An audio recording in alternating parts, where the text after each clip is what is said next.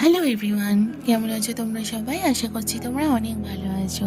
তো তোমাদের সকলকে ওয়েলকাম অনু সাত কাহিনী। এটা হচ্ছে মেনলি লক্ষ্মী পুজোর একটা ব্লগ।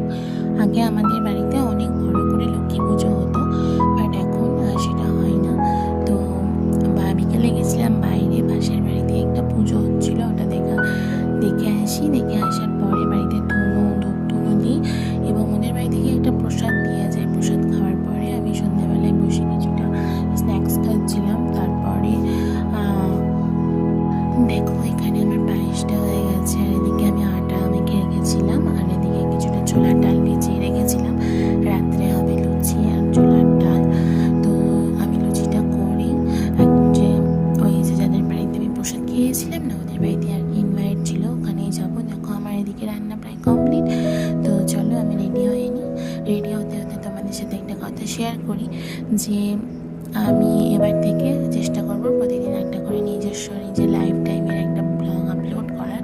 তো তোমাদের যদি ভালো লাগে একটা লাইক করবে ব্লগগুলোতে, আর জানাবে তোমরা কী ধরনের ব্লগ দেখতে